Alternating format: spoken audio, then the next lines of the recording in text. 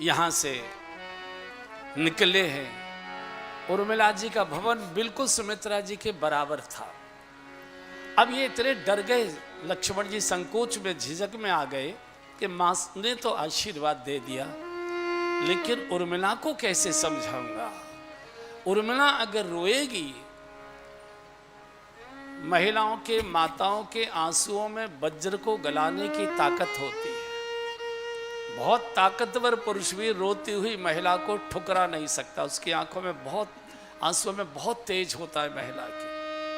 वाणी से चीजें बिगड़ती हैं और आंसुओं से चीजें बनती हैं।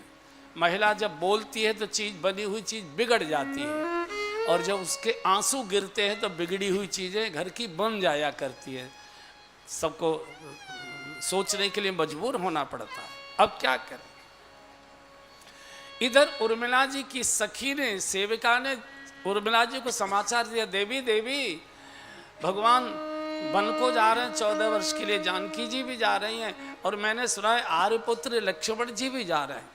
उर्मिला तो इतनी गदगद हो गई कि मेरे सुहाग का इतना बड़ा सौभाग्य कि भगवान की सेवा में जा रहे हैं। इतनी गदगद हो गई, आएंगे जरूर, बिना मिले तो नहीं जाएंगे। आरती उतारूंगी, तिलक लगाऊंगी, शुभकामनाएं दूंगी, और पिताजी को पत्र लिखकर भेजोगे, पिताजी जीवन धन्य धन्य हो गया, हमारा सुहाग धन्य धन्य हो गया। पति को भगवान के चरणों की सेवा मिली है, प्रतीक्षा कर रही है, जरूर आएंगे जरूर आएंगे। आज उर्मिला जी ने वो श्रृंगार किया है जो विवाह के समय किया था, और वही लाल रंग की साड़ी, गुलाबी रंग की साड़ी पहनी थी जो शादी के समय, विदाई के समय, डोली में जिस समय बैठ कर आई थी, जो वेश वो था उसको धारण किया है। और इधर लक्ष्मण जी घबरा रहे हैं कि अगर मैंने बताया और रोना शुरू कर दिया तो रोती हुई महिला को छोड़कर जाना संभव नहीं। बिना बताए चला गया तो लौट कर आऊँगा तो रो रो के प्राण छोड़ चुकी होगी, जीवित नहीं मिलेगी। लक्ष्मण जी धर्म के प्रतीक हैं, और कभी कभी धर्म संकट में भी आ जाता है। लोग बोलते हुए ना, आज धर्म संकट आकर खड़ा हो गया है। तो लक्ष्मण घबराए घबराए उर्मिला जी के भवन पर आए। जैसे ही द्वार खटकाया, आज सेवका को नहीं जाने दिया, बोले तुम ठहरो, मैं द्वार खोलूंगी। और जैसे ही सजी धजी उर्मिला जी ने द्वार खोला, और बिल्कुल दुल्हन जैसे वेश में, चूंकि लक्ष्मण जी ने सोचा कि समारोह में जाने की सारी पूरी तैयारी कर चुके, तो लक्ष्मण जी ने नीचे को निगाह कर ली। उर्मिला जी समझ गए पति मेरे कारण संकोच में आ गए, और पति को संकोच से निकाले उसी को पत्नी कहते हैं। जो पति का पतन न होने दे, पति को गिरने न दे, पति को झुकने न दे, उसी को पत्नी कहते हैं। तो उर्मिला जी ने कहा, आर्यपुत्र सामने देखिए, वीरों की परीक्षा संकट के समय हुआ करती है, और आपको शायद ऐसा लग रहा होगा कि मुझे घटना की जानकारी नहीं है।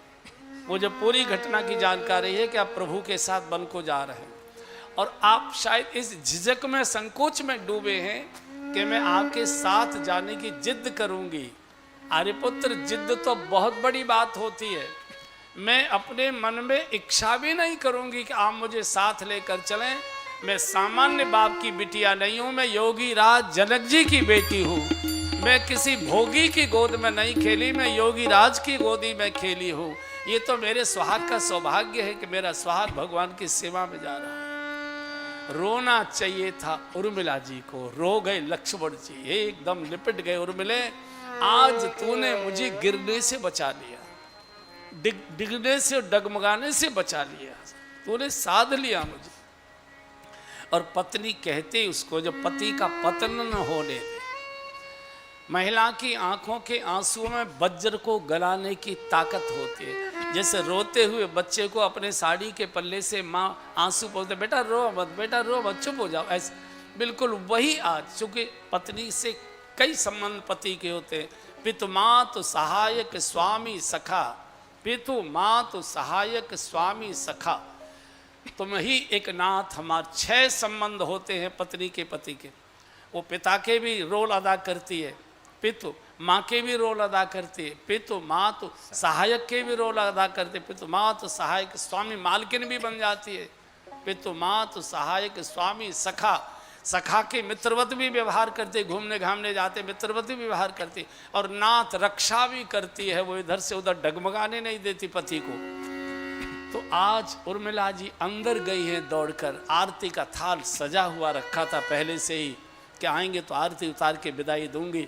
आरती उतारी है, चरणों में शीश रखकर प्रणाम किया है और हाथ जोड़कर उर्मिला जी ने ये कहा, निवेदन किया, आर्यपुत्र आप भगवान की सेवा में जा रहे हैं, ये मेरा सौभाग्य है, लेकिन मेरी भी एक आपसे प्रार्थना है, कहो देवी। उर्मिला जी ने कहा कि जिस दीपक से आज मैं आपकी विदाई की आरती मैंने उतारी है, विदाई की आरती आपकी मैंने की है, 14 वर्ष के बाद जब आप वापस लौट कर आएंगे, आपके स्वागत की आरती भी मैं इसी दीपक से उतारूंगी। मेरे दीपक को धोखा नहीं देना, मैं दीपक बुझने नहीं दूंगी, मेरा दीपक जलता रहेगा। 14 वर्ष तक उर्मिला जी ने दीपक नहीं बुझने दिया, 14 वर्ष तक उर्मिला जी ने श्रृंगार नहीं उतारा, 14 वर्ष तक उर्मिला जी सोई नहीं, 14 वर्ष तक उर्मिला जी ने अन्न का सेवन नहीं किया, और 14 वर्ष तक उर्मिला जी ने अपने भवन के द्वार बंद नहीं होने दिए। शास्त्र कहता है कि मेघनाथ लक्ष्मण जी के बाण से मारा गया। शास्त्र क्या कहता है मुझे मालूम नहीं, लेकिन मेरी मानस कहती है कि मेघनाथ उर्मिला जी के तप के तेज से मारा गया है। उर्मिला के पातिव्रत का तप का तेज लक्ष्मण जी के बाण में था, तब मेघनाथ मारा गया। ऐसी जनक परिवार की ये योगी की बेटी है, कहती है मैं योगी की गोद में खेली हूँ, मैं भोगी के नहीं।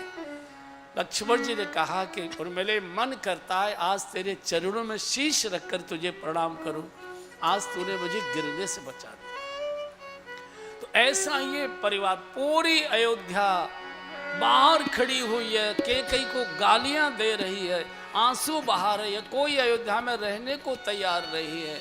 हमारे रामायण सीरियल के क्या नाम था उनका, रविंद्र जैन, रविंद्र जैन जी ने उस समय का बहुत अच्छा गीत लिखा है, एक पद मुझे याद है, गाइए। हठीली तेने काठानी मन में राम सिया भेज दरी वन में, राम सिया भेज दरी वन में, ओके कई तेने काठानी मन में राम सिया भेज तेरी वन में, राम सिया भेज तेरी वन में, ओके कई तेने कौशल्या की छिन गई बानी, कौशल्या की छिन गई बानी, रो न सकी और मिला दीवानी, रो न सकी और मिला दीवानी, के कई तू इकली रानी, के कई तू इकली रानी, रह गई बहेलन में राम सिया भेज तेरी वन में, राम सिया भेज तेरी वन में, ओके कई तेने काठानी मन में, राम सिया भेज तेरी वन में, राम सिया भेज तेरी वन। पूरी अयोध्या कोई रहने को तो जहां राम वही अयोध्या है। अवध कहाँ बोले जहां राम निवास हो, ताहे दिवस जहां भानु प्रकाश हो। भगवान बहुत समझाते, कोई रहने को तैयार नहीं। पूरी की पूरी भीड़ के साथ भगवान वशिष्ठ आश्रम पहुंचे हैं, गुरुदेव को प्रणाम किया है। तो इस बीच में थोड़ी सी मूर्छा कम हुई दशरथ जी की। बैठे बैठे सुमंत्र पास में बैठे रो रहे थे। तो दशरथ जी ने पूछा, सुमंत्र क्या हुआ? तीनों रुके हैं कि चले गए? बोले तीनों चले गए। चले गए? अरे भैया रथ लेकर जाओ, राम और लक्ष्मण को तो अभ्यास है, वो तो विश्वामित्र जी के साथ जनकपुर पैदल चलकर गए। मेरी बिटिया तो बहुत कोमल चरणों वाली है, सीन दीन पग अवन कठोरा, पलंग पीठ तज गोद हिडोरा, सीन दीन पग अवन कठोरा। इतने कोमल चरणों की उसने तो धरती पर कभी पैर ही नहीं दिया है। उसको ये रथ लेकर जाओ दौड़ के, और रथ में तीनों को बिठाकर और 2-4 दिन घुमा घुमो के और मेरी स्थिति का वर्णन करिए, उनको वापस लौटा कर लाना। सुमंत्र, मैं तुम्हारे आगमन की प्रतीक्षा तक जीवित रहूंगा। अगर तुम नहीं आए या खाली आए तो फिर मुझे जीवित नहीं देख पाओगे, मेरे प्राण चले जाएंगे। और सुनो, मुझे ये मालूम है कि राम वापस नहीं लौटेंगे। जो नहीं फिर धीर दो भाई, जो नहीं फिर धीर दो भाई, सत्य संग दृढ़ वत रघुराई, सत्य संग दृढ़ वत रघुराई। हाँ तो तुम विनय करम कर जोरी, तो तुम विनय करम कर जोरी, तो तुम विनय करम कर जोरी।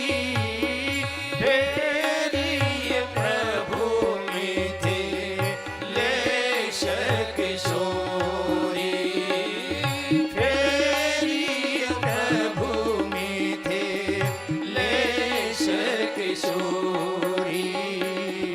पितु गृह कबहू कबहू ससुरारी, पितु गृह कबहू कबहू ससुरारी।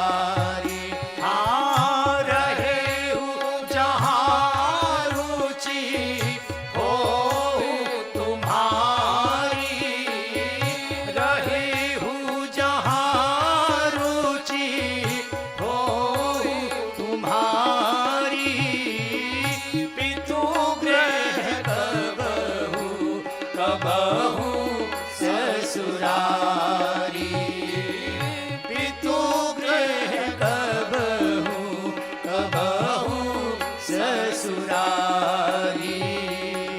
जो नहीं फिरहि धीर दो भाई, जो नहीं फिरहि। भैया राम और लक्ष्मण न लौटे। वैसे तो मेरी स्थिति का वर्णन करके मेरी सौगंध खिलाकर रोकने की कोशिश करना, वापस लौटा कर लाना। मैं जानता हूँ राम सत्य संध दृढ़वत रघुराई है, जो एक बार बोलते हैं उसका वो पालन करते हैं। नहीं लौटेंगे मैं जानता हूँ, लेकिन मेरी ओर से मेरी स्थिति का वर्णन करके फिर ये प्रभु मिथिलेश किशोरी, मेरी ओर से राम को प्रार्थना कर देना, प्रभु पिताजी के प्राण बच जाएंगे, आप जानकी जी को वापस कर देना। जानकी जी को तुम ले आओगे तो मैं उसका दर्शन करते करते देखते देखते भी जीवित रहा आऊँगा, नहीं तो मेरे प्राण नहीं बचेंगे। और मेरी ओर से जानकी जी को समझाना कि जहाँ तुम्हारी रुचि हो, जहाँ तुम्हारा मन लगे, पितुगृह कबहू कबहू ससुरारी। देखिए ये त्रेता युग की घटना है, और किस त्रेता की है ये मुझे मालूम नहीं। त्रेता युग में दशरथ जी को ये भविष्य की कल्पना थी कि नारी केवल दो ही जगह सुरक्षित है, बाकी उसकी कहीं सुरक्षा नहीं। पितुग्रह या ससुर ग्रह, बस पितुग्रह कबहू कबहू ससुरारी, इसके अतिरिक्त किसी रिश्तेदार के यहाँ भी नारी सुरक्षित रही है। पिता के घर सुरक्षा है या पति के घर सुरक्षा, ये त्रेता में घोषणा की गई। आप कल्पना करिए, मूर्छित हो गए, सुमंत्र रथ लेकर गए हैं, रथ में बैठी पूरी जनता, भगवान बहुत समझाते नहीं मान रहे, चले हैं और चलते चलते तमसा नदी के किनारे पहुंचे। संध्या का समय हो गया।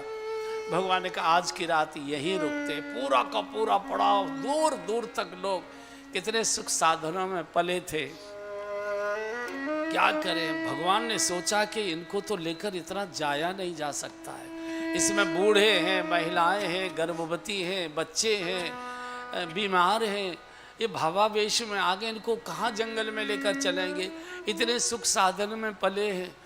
तो भगवान ने देखा कि सब लोग इस समय सो रहे हैं, सब लोग थके मांदे थे, पूरी रात जागे थे, नाच कूद किया था, सवेरे से भूखे प्यासे, किसी ने कुछ खाया नहीं, दिन भर के रोए हुए चल के आए हैं, पैदल सो गए। कुछ विधाता की माया रही होगी। और ये सिद्धांत है, जो सोवत है सो खोवत है, जो जागत है सो पावत है। उठ जाग मुसाफिर भोर भई, अब रैन कहाँ जो सोवत है। उठ जाग मुसाफिर भोर भई, अब रैन कहाँ जो सोवत है। जो सोवत है सो खोवत है, जो सोवत है सो खोवत है, जो जागत है सो पावत है, जो जागत है सो पावत है। उठ जाग मुसाफिर भोर भई, अब रैन कहाँ जो सोवत है। उठ जाग मुसाफिर भोर भई, अब रैन कहाँ जो सोवत है। टूक नींद से अखियाँ खोल जरा, टूक नींद से अखियाँ खोल जरा, और अपने प्रभु से ध्यान लगा, और अपने प्रभु से ध्यान लगा। यह प्रीति करन की रीत नहीं, प्रभु जागत है तू सोवत है। यह प्रीति करन की रीत नहीं, प्रभु जागत है तू सोवत है। उठ जाग मुसाफिर भोर भई, अब रैन कहाँ जो सोवत है। उठ जाग मुसाफिर भोर भई, अब रैन कहाँ जो सोवत है। अरे अब रैन कहाँ जो सोवत है, अब रैन कहाँ जो सोवत है। उत्तिष्ठित जागृत प्राप्य वरान्य बोधत, उपनिषद का सिद्धांत है, उठो जागो। हम सब मोह की निशा में, सब मोह निशा सब सब सो बनिहारा, मोह निशा सब सो बनिहारा। देखी सपन अनेक प्रकारा, देखी सपन अनेक प्रकारा। आजी देखी सपन अनेक प्रकारा। सब मोह की निशा में, ये मेरा है, ये तेरा है, ये तेरा है, ये मेरा है, सारी सृष्टि इसी में डूबी हुई और ये किसी का नहीं है, सब यहीं रह जाता है। श्रृंगवीर पहुंचे हैं गंगा के किनारे। गुह को पता लगता है कि प्रभु श्री राम आए हैं। अरे दौड़कर आ रहा है अपने गांव के सब प्रमुख लोगों को लेकर। मल्लाह जाति के लोग इस गंगा के किनारे रहते। आज भी छोटा सा गांव है श्रृंगवीरपुर। कभी प्रयाग कुंभ जाइए तो वहाँ से 8-10 किलोमीटर ही दूर है, ज़्यादा दूर नहीं, शायद 15 किलोमीटर होगा। श्रृंगवीरपुर जहाँ भगवान टिके थे, जहाँ से भगवान ने गंगा जी को पार किया था, उसको पता प्रभु श्री राम आए हैं। तो इसकी ननिहाल थी अयोध्या में, तो ये बचपन में आया करता था। तो बचपन की मित्रता थी भगवान श्री राम से। अच्छा, बचपन में कोई राजा नहीं होता, कोई रंक नहीं होता, सब बच्चे साथ साथ खेलते, साथ साथ झगड़ते, साथ साथ आपस में मारपीट भी करते, रोते झीकते, फिर प्रेम से खेलने लगते हैं। व्यक्ति जब 15-16 साल का हो जाता है तब उसको लगता है कि ये तो चपरासी का है और मैं तो सेठ जी का हूँ, मैं तो अधिकारी का हूँ।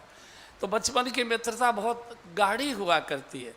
तो वो मेरे प्रभु आए हैं अयोध्या में, बचपन में हम लोग खेला करते थे। आ गए, प्रणाम किया, प्रभु ने पास बिठाए। गुहू कैसे हो भैया, घर परिवार बाल गोपाल? बोले भगवान आप आ गए और आपने कुशलता पूछ ली, बस अब कुशल ही कुशल है। तो भगवान से कहा कि प्रभु आप मेरे कहाँ यह झोंपड़ी में विश्राम करेंगे, मेरे नगर में पधारिए, मेरे नगर को अपने श्री चरणों से पवित्र कर दो। तो जैसे का नगर में पधारिए, तो लक्ष्मण जी सुनकर मुस्कुराने लगे। और ये जो व्यंग की हंसी होती है ये अलग प्रकार की होती है। जैसे माताएं जब व्यंग में हंसती हैं तो रूमाल या साड़ी का पल्ला दांतों में लगा लेती है, तो समझ लीजिए वो व्यंग में हंस रही हैं, हमेशा ये नियम है। तो ऐसे तो गुह ने देखा कि लक्ष्मण जी मेरी बात पर हंस रहे हैं। तो गुह ने पूछा लक्ष्मण जी क्या बात है, आप मेरी बात पर हंस क्यों रहे? बोले यार हंसना स्वाभाविक है, ये तो तेरा गांव भी नहीं है, ये तो माजरा है, झोंपड़ियों का जरा सा माजरा है। तू इसे कह रहा है मेरे नगर में पधारिए। नगर तो काशी है, नगर तो अवध है, नगर तो प्रयाग है, ये कहाँ से तेरा नगर आ गया? गुह ने कहा लक्ष्मण जी नाराजी भी मत होइए और बुरा भी मत मानिए। अब मेरा गांव और माजरा माजरा नहीं रहा, मेरा गांव महानगर हो गया और अयोध्या अब नगर नहीं है, अयोध्या माजरा हो चुका है। मेरा माजरा अब महानगर हो चुका है। तो लक्ष्मण जी ने पूछा कि तुझे किस सरकार ने मान्यता दे दी कि ये तेरा महानगर है? बोले सुमित्रा माँ ने। सुमित्रा माँ ने? सुमित्रा माँ ने क्या कह दिया? बोले याद करो कल माँ ने चलते समय आपको क्या कहा था? अवध तहाँ जहाँ राम निवासु, अवध तहाँ जहाँ राम निवासु, तहाँ ही दिवस जहाँ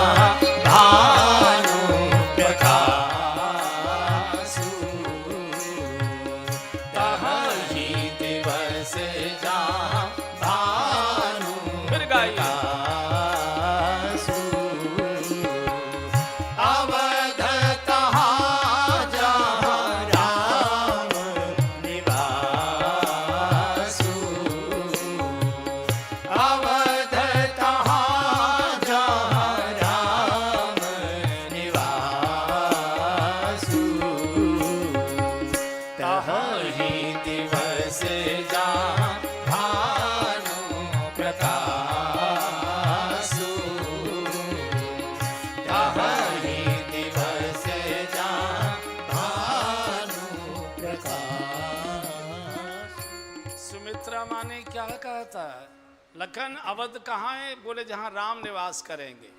अब वो अवध नहीं है, वो तो नगला माजरा हो चुका। मेरा ये छोटा सा गांव महानगर हो चुका है।